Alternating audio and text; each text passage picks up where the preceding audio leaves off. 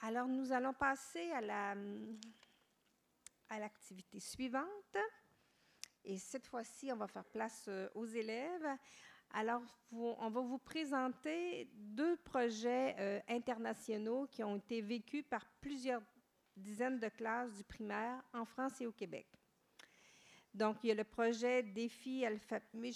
J'étais pour lire un peu mes notes, mais je pense que je vais me taire parce qu'il y a 4 élèves journalistes qui vont se charger de vous présenter le projet et d'interviewer les personnes sur scène. Alors, j'invite, est-ce qu'ils sont là, nos jeunes?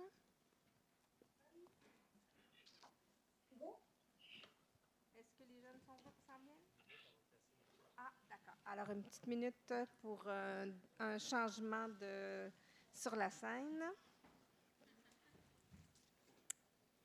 Ce ne sera pas très long.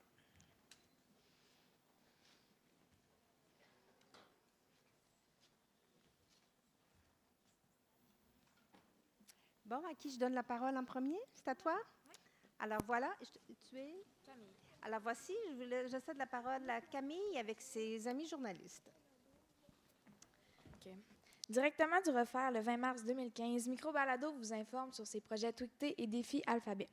Pour y arriver, je serai accompagnée de 2 journalistes de 4e année de l'école L'Accueil de Scott, Kellyanne et Léa. Et de l'école Étincelle de Sainte-Marguerite, il y aura moi, Camille, en 5e année, à l'école Étincelle, commission scolaire de la Beauce et de Chemin, et aussi Héloïse, qui est elle aussi en 5e année. Nous avons été choisis par nos amis de la classe qui ont reconnu notre talent pour les entrevues et on espère que vous serez plus documentés à propos de la Twicté et du défi Alphabet à la fin de notre présentation.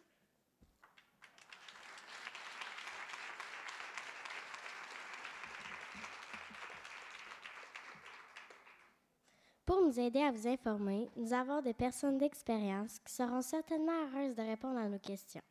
Ici, dans le studio du Refaire, nous accueillons Catherine Lapointe de l'école Cœur-Meilleur-Campanile de la commission scolaire des découvreurs avec quelques élèves de 2e année.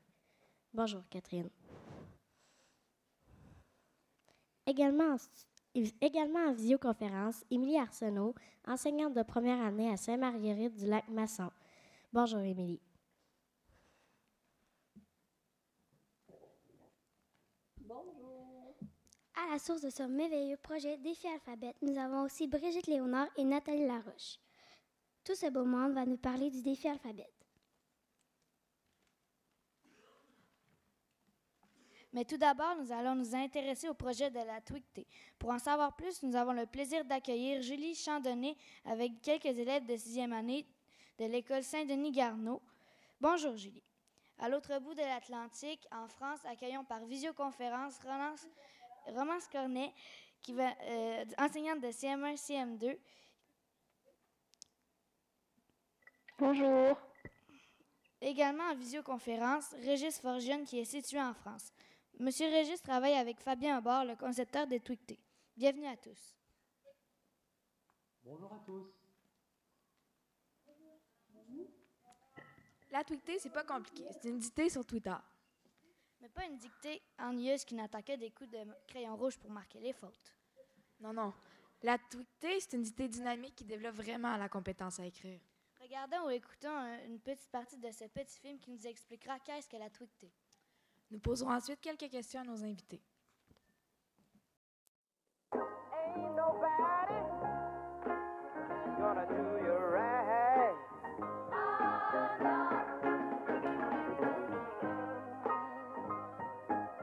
On va faire la Twicté numéro 5. D'accord? Donc je vous dis quelles sont les classes avec lesquelles on fait. Donc notre classe CRIP, c'est toujours la classe des 6e jury, donc au Québec. Ces élèves de Savoie s'apprêtent à vivre un voyage orthographique en 140 caractères. Direction Twicté. Alors bon voyage. La Twicté basée sur la réflexion, virgule. Avec la Twicté, tout commence par une bonne vieille dictée traditionnelle.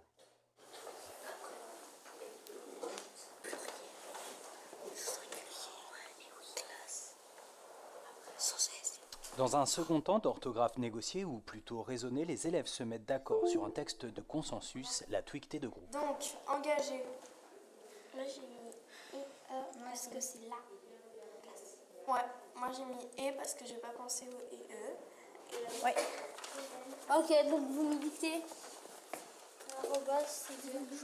L'ensemble des tweetés de groupe est envoyé à la classe miroir par voie privée. On ne publie surtout pas d'erreurs d'orthographe sur les réseaux.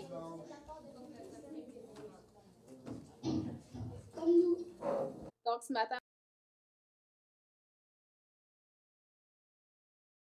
Première question s'adresse à M. Régis. Pourquoi avoir décidé de vous lancer dans cette aventure? Alors d'abord, bonjour à tous. Vous me voyez, vous m'entendez bien?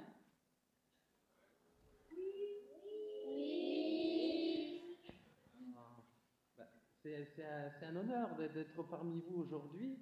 Et je suis là en tant que représentant de la communauté twictonaute et notamment de son fondateur, Fabien Aubard. Et donc, pourquoi s'être lancé dans cette aventure? Il faut savoir que l'idée de départ de ces tweetés, elle vient de Fabien Aubard, qui, un peu comme moi, n'était pas très bon en orthographe quand il était plus jeune. On en reparlera sans doute tout à l'heure. Et ben, l'idée, c'est de se servir des réseaux dont les élèves se servent aujourd'hui à une fin pédagogique, à savoir, on aime bien dire, donner au réseau social toute sa raison sociale grâce à l'orthographe. Donc l'idée, c'est de travailler l'orthographe avec l'utilisation de ce réseau social fantastique qu'est Twitter.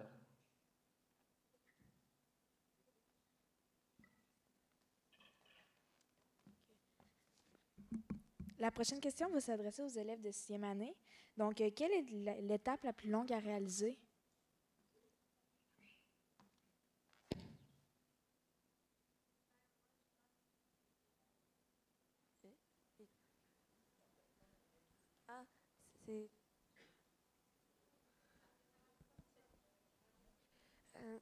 C'est en faisant les tweeties, parce qu'on doit voir... c'est tweeties, c'est ça? OK, parce qu'on doit écrire le bon mot, puis l'écrire correctement en expliquant pourquoi. Puis après, on écrit genre c'est quelle faute. Ma prochaine question s'adresse à Romance. Est-ce compliqué de faire des dictées de groupe? Alors, bonjour. Déjà, est-ce que vous m'entendez? Oui ou pas? Oui, Régis, il entend. J'espère qu'au Québec, on m'entend aussi. Donc, faire des dictées de groupe, c'est pas si compliqué que ça si les enfants ont déjà compris qu'on pouvait travailler ensemble. Donc, dans ma classe, ils ont l'habitude de travailler en groupe et de négocier déjà pas mal de choses. Donc, la tweetée, c'était un pas de plus vers l'ouverture. Voilà. Julie, comment arrive-t-on à trouver des bons sujets tweetés? Les sujets tweetés tournent souvent autour de la tweetée. Honnêtement, c'est pas tant le sujet que ce qu'on va mettre comme règles de grammaire ou règles orthographiques. Donc, c'est vraiment, on regarde la planification, qu'est-ce qu'on veut travailler, et la tweetée se bâtit autour des besoins des enseignants. Pour vous, les élèves de CM1 et CM2, est-ce que faire des erreurs vous stressait?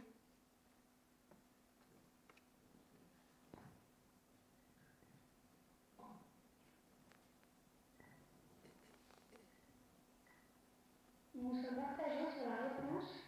D'un côté, oui, parce qu'on stresse, quand l'erreur était énorme, ou quand il n'y avait qu'une petite erreur.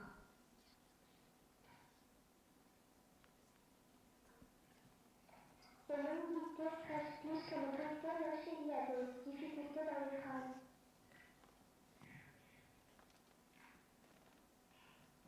De l'autre côté, les erreurs ne sont pas stressant parce qu'on sait qu'on peut se tromper et faire mieux la prochaine fois, améliorer.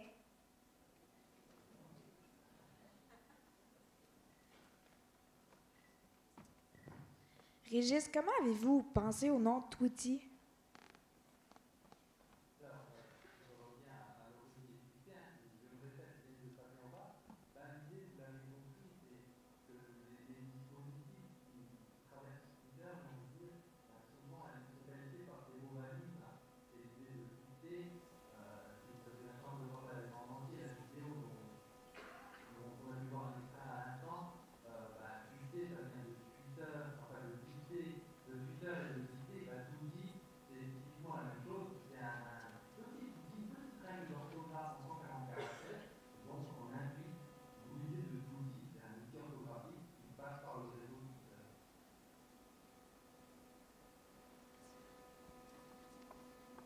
Maintenant, on va regarder une autre petite partie du vidéo.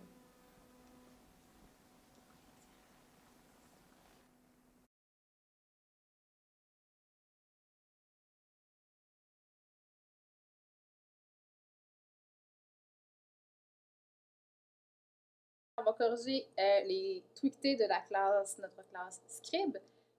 Vous allez rédiger les tweeties, donc relire, corriger les fautes et expliquer pourquoi ils ont fait ces fautes-là en utilisant le langage qu'on a expliqué en classe. C'est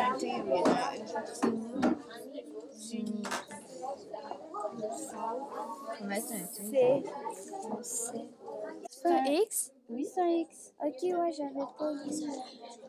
Arrête.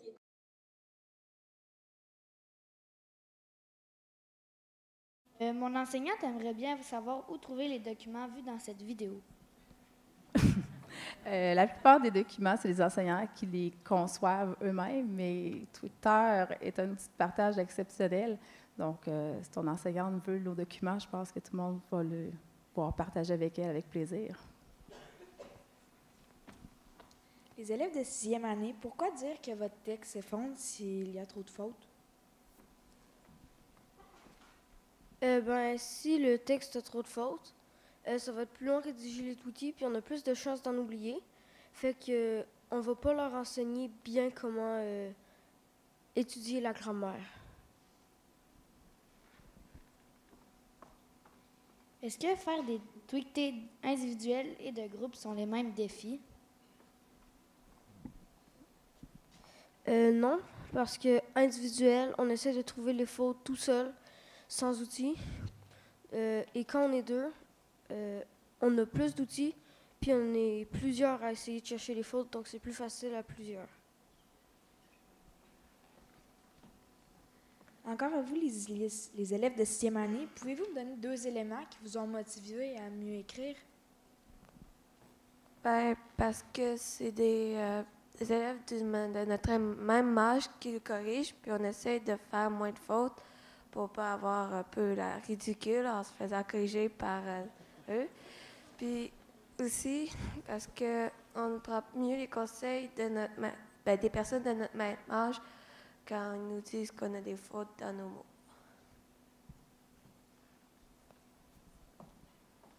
Maintenant, ma question, c'est pour Régis.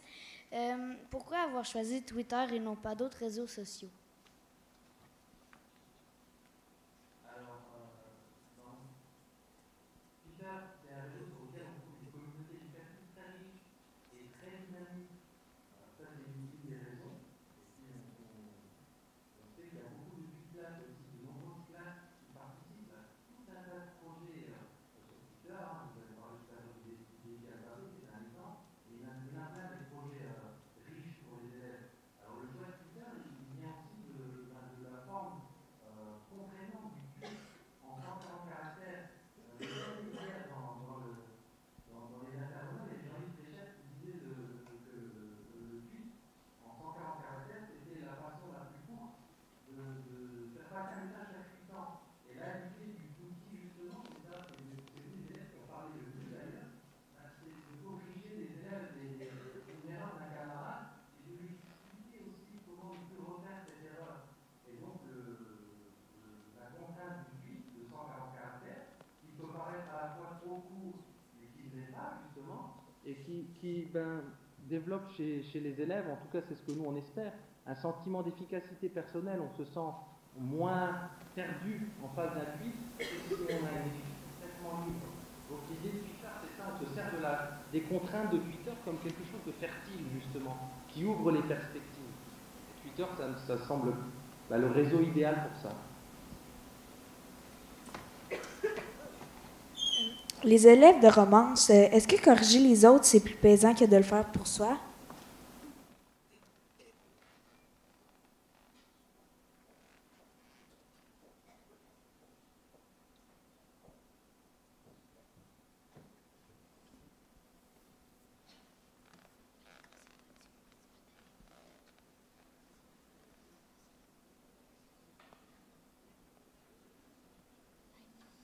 Je crois que les élèves de romance n'ont pas entendu que la question était pour eux. Donc, corriger les autres, est-ce plus faisant de le faire pour soi?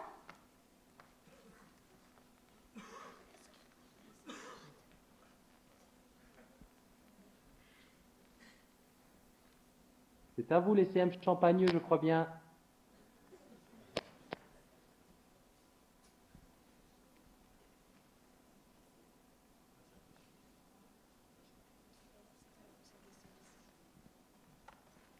Pour les élèves de 6e année, est-ce qu'il arrive des conflits lors de la correction de groupe? Ben, il peut en avoir des petits conflits parce que des fois, on n'est pas d'accord sur la même chose. Donc, on doit vérifier sur un outil parce que, pour s'assurer qu'on écrit correctement.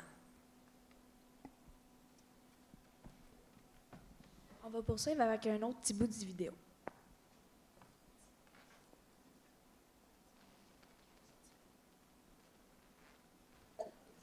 En 13, ça prend pas de E. Fait qu'on a 1, 2, 3, 4, 5, 6, 7, 8, 9, 10 outils à faire.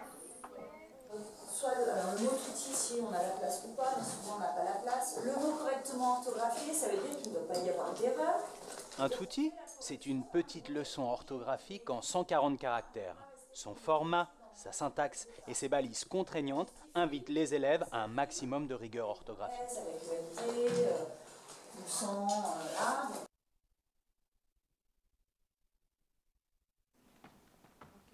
Régis, qui a composé la chanson de la fin? Est-ce qu'il raconte son expérience? Ah, bah c'est exactement ça. Si vous écoutez bien les paroles de la chanson du générique de fin, c'est donc Fabien Houbard, le fondateur des Tweetés, qui raconte un peu son expérience. C'est ce que je vous disais tout à l'heure, comment que c'était difficile, comment il n'était pas très bon en orthographe plus jeune. Nous, on a vécu la dictée de façon très différente de comment on l'a fait vivre à nos élèves. Pour donner nos expériences, nous, on avait des notes négatives quand on faisait trop d'erreurs. Donc, au lieu de nous motiver à travailler à la prochaine dictée, on était bloqués carrément.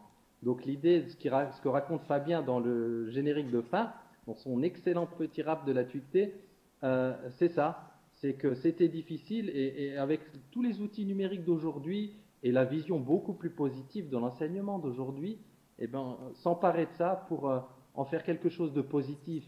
Et c'est exactement ce qu'on essaye de faire avec la tweetée, avec toute la communauté twictonaute, parce que là, on est quelques-uns, mais il faut savoir qu'il y a plus d'une centaine de classes maintenant, avec donc une centaine d'enseignants très motivés qui font vivre les tweetés. Et donc, dans ce rap, il raconte, lui, comment il a voulu s'emparer des outils d'aujourd'hui pour donner à vivre à ses élèves et à nos élèves, à tous nos élèves, une expérience positive autour de l'orthographe.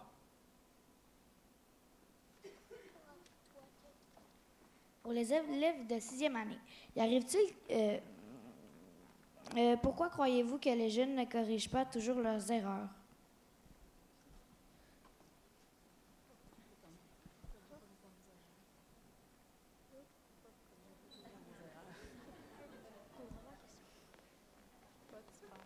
J'ai l'impression qu'ils ne vous entendent pas. Hein. Est-ce que tu peux répéter la question? Pourquoi vous croyez que les jeunes ne corrigent pas toujours leurs erreurs? Je pense que certaines fois, c'est qu'ils ne trouvent pas.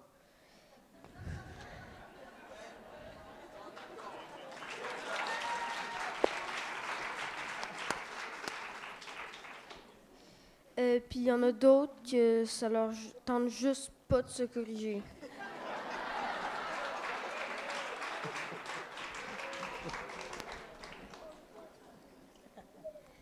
Maintenant, on va terminer le petit film.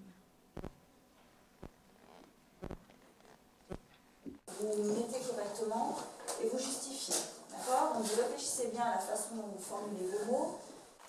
Là, c'est écrit sans S.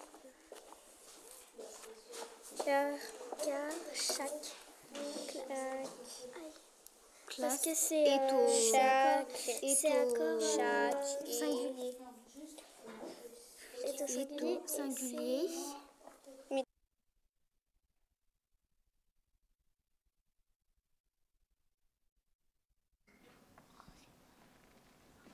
Maintenant, intéressons-nous au défi alphabet. Pour réaliser ce défi, nous avons besoin de tous les lettres de l'alphabet et un moyen de communiquer avec des élèves habitants d'un autre pays, avec tweeter, d'humour et surtout d'imagination. Ce projet imaginé par Brigitte Léonard et Nathalie Laroche a amusé 600 élèves de toute la francophonie. Avant de répondre à nos questions, regardons un premier petit bout de film.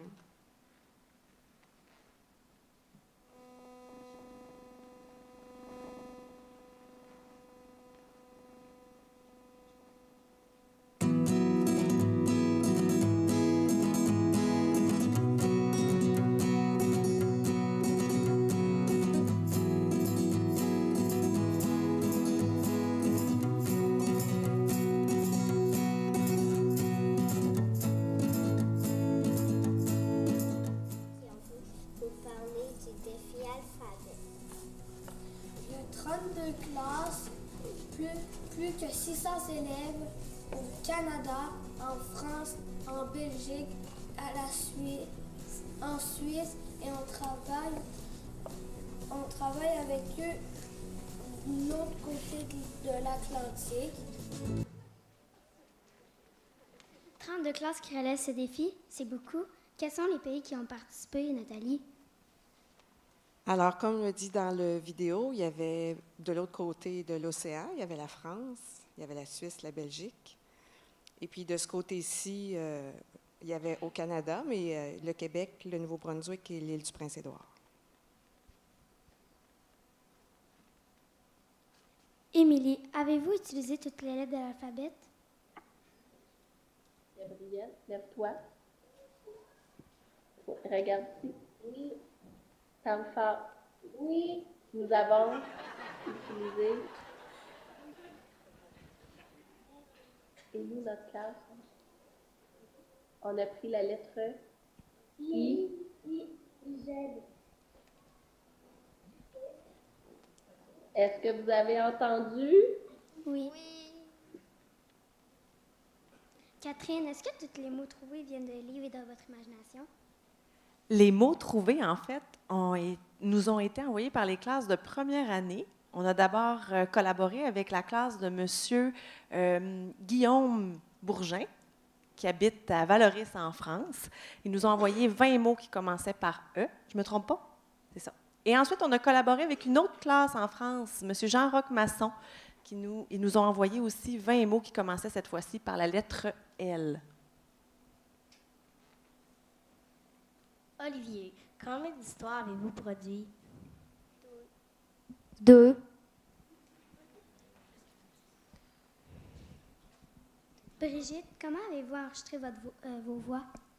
Les classes ont enregistré leur texte sur SoundCloud. Donc, c'était plus facile ensuite pour réunir tous les enregistrements pour faire l'abécédaire. Maintenant, allons voir un petit bout de vidéo sur partage culturel. On est jumelés avec une autre classe. Il y a une classe qui va prendre 20 mots qui correspondent à la bonne lettre et l'autre classe devra faire des phrases rigolotes. Nous, on va s'inspirer avec les abécédaires. Quand on aura trouvé nos phrases rigolotes, on va enregistrer. Étienne, qu'avez-vous fait pour mieux comprendre les mots nouveaux? C'est quoi les mots qui vous ont le plus surpris? Limaçon, parce que le mot, ça ressemblait à limace, parce que c'était dans la même famille.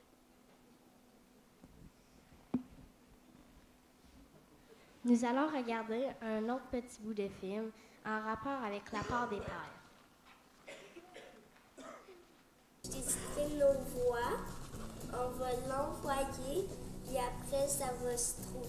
Puis après, ils vont mettre des dessins, puis ça va se trouver dans un abécédaire.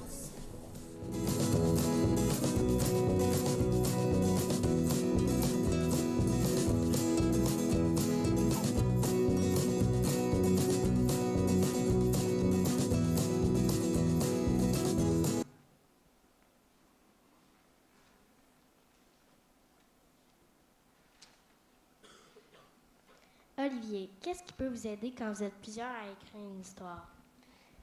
Ben, quand on fait une faute, l'autre, ben, si on est tout seul, un peut la corriger, mais si on est deux, c'est plus facile parce qu'on est deux à la corriger. Catherine, est-ce que vos élèves écrivent plus vite en équipe ou toute seule? Je pense, je ne sais pas si ça a un lien avec la vitesse, mais la qualité de l'écriture en diade, bon, à deux ou en équipe, c'est beaucoup plus intéressant. Puis je pense que mes élèves préfèrent travailler en équipe pour trouver des idées, pour se corriger, pour partager et s'aider aussi. Nathalie, combien de temps peut prendre rechercher tous les mots? Je pourrais demander à une classe de première année d'y répondre parce que moi, j'étais en deuxième année, donc mes élèves n'ont pas cherché les mots. Brigitte, en première, pourrait mieux répondre à la question. Alors, dans ma classe, on s'est pris à l'avance. Donc, on a pris quelques jours. À chaque matin, on avait notre lettre. Nous, c'était le A. On commençait l'abécédaire. Donc, chaque matin, on allait à la recherche des A, puis les élèves aussi en recherchaient à la maison, tout ça. Donc, ça a duré quelques jours avant de créer notre banque de 20 mots.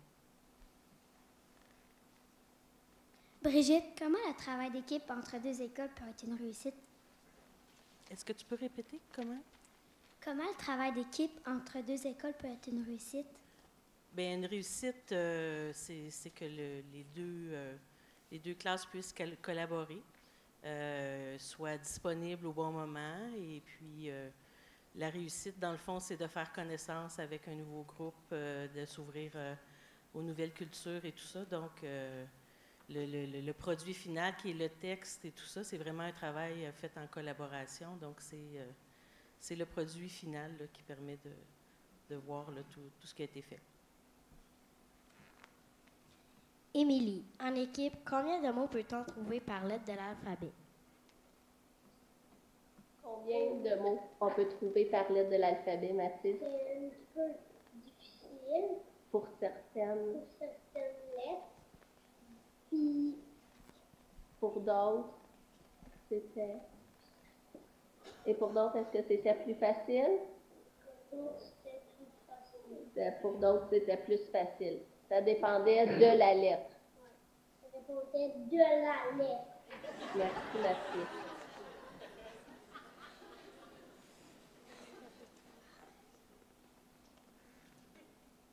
Étienne et Olivier, y a-t-il des moments où, quand vous recevez des mots, vous trouvez ça difficile de les comprendre?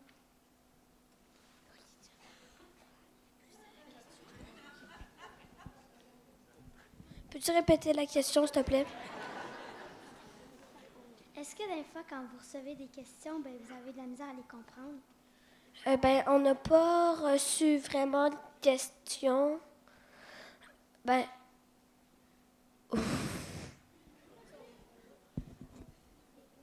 Ben, on a reçu plus de mots. Est-ce qu'il y a des mots difficiles à comprendre, comme Oui, il y en avait certains. Ben, il y en avait un mot que c'était loupé, qu'on ne savait pas c'est quoi, puis on est allé chercher dans des dictionnaires pour savoir c'est quoi. Maintenant, regardons un petit bout de film de plaisir et création.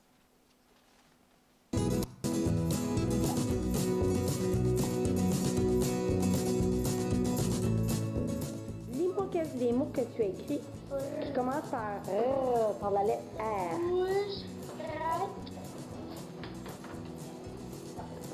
C'est quoi un rat? c'est une sorte d'animal. OK.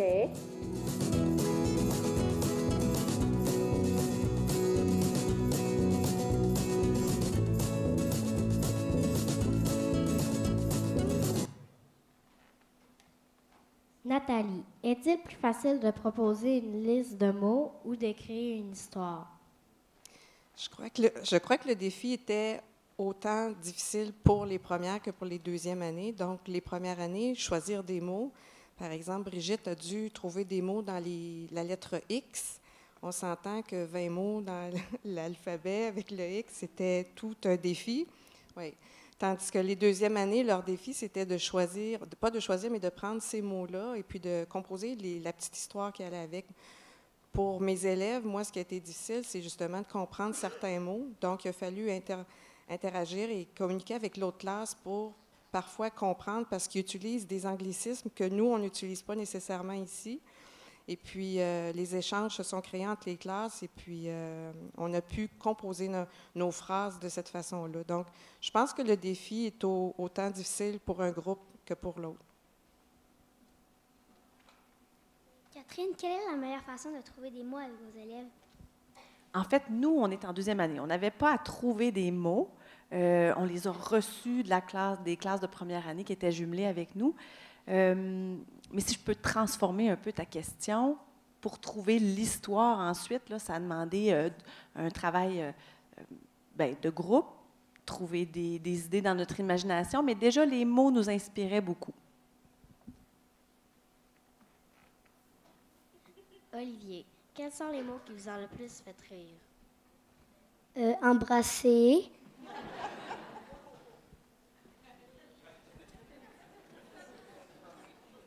Émilie, tous les élèves ont participé. Quels sont les 3 plus importants apprentissages qu'ils ont réalisés? Avant de répondre à notre question, regardons un premier petit bout de film en rapport avec Twitter et apprentissage.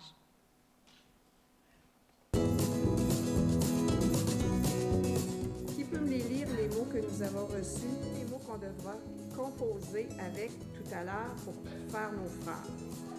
Est-ce que vous avez trouvé des mots ici? Ananas. Ananas, est-ce que c'est un mot de l'automne?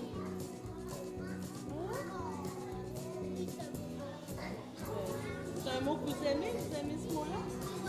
Il y a combien de A dans le mot ananas? Deux?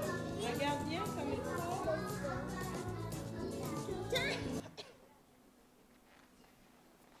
Donc, je vais répéter la question. Tous les élèves ont participé. Quels sont les 3 plus importants apprentissages qu'ils ont réalisés? Émilie. Merci. Quels sont les apprentissages qu'on a faits durant ce projet? On a bien compris. On a bien compris qu'est-ce qu'il y a ici. Malgré les accents différents. Les accents sont différents. Merci. Frédéric?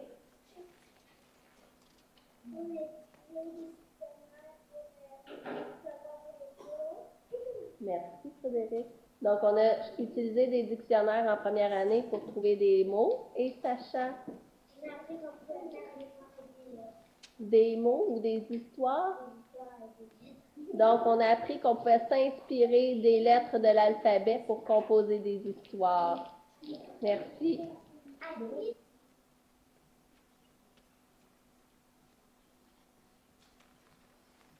Brigitte, est-ce plus simple de développer les apprentissages avec plusieurs classes? Je dirais pas plus simple, mais je dirais plus intéressant, plus riche, parce que ça permet d'aller au-delà d'une tâche d'écriture. Ça permet de se faire des nouveaux amis, de connaître une nouvelle culture, puis de partager nos connaissances et d'aller aussi plus loin, vu qu'on n'est pas seulement une classe, mais on est jumelé à une classe de plus grands. Donc, les plus grands peuvent nous amener plus loin quand on est en première année. Olivier, est-ce que les élèves de la France sont devenus vos amis? Oui.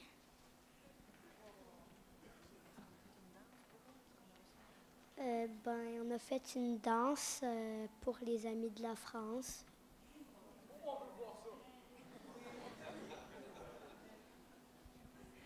Et on a même reçu un cadeau de la classe de M. Guillaume en France, puis les élèves étaient très contents quand on a fait le projet. C'était comme on recevait des petits cadeaux virtuels par Twitter. Étienne et Olivier, que pouvez-vous dire à des élèves comme vous qui voudraient s'engager dans le défi alphabet?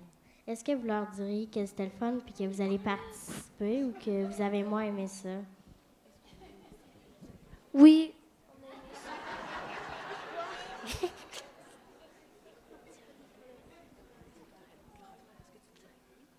Oui.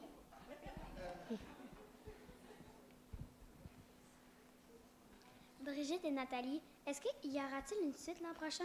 Quelles sont vos idées? L'avenir nous le dira. Alors, c'est un projet qui est né au départ, c'était seulement un petit défi sur Twitter, comme on se lance parfois.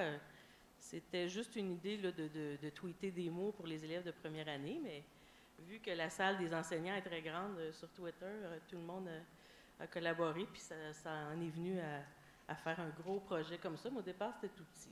Alors, c'est ce qui est intéressant sur Twitter, puis on verra pour l'an prochain.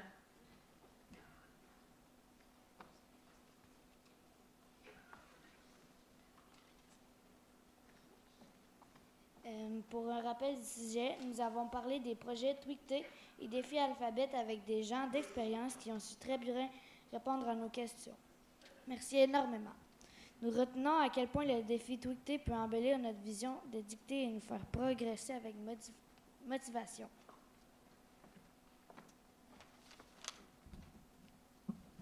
On vous souhaite le meilleur pour la suite de vos projets. On vous souhaite aussi beaucoup de chance, puis on espère que vos défis pourront progresser d'année en année. Donc, on remercie Catherine Lapointe de la Commission scolaire des découvreurs et ses élèves de 2e année. On remercie aussi Émilie Arsenault, enseignante de première année, Julie Chardonnay de la Commission scolaire de la capitale et quelques élèves de 6e année.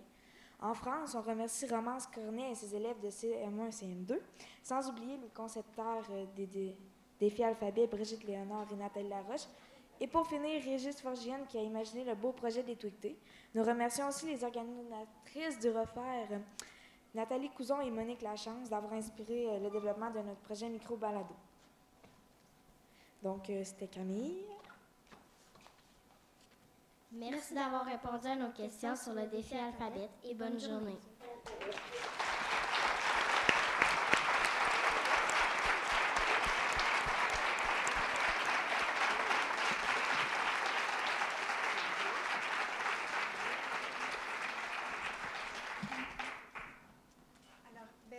Infiniment à tous nos journalistes et d'ici et d'ailleurs. Alors, ce sera l'heure de la pause. On prend 15 minutes. On essaie d'être au retour au poste à, disons, 11h moins 10 pour entendre la conférence de M. Fortin. Alors, merci beaucoup.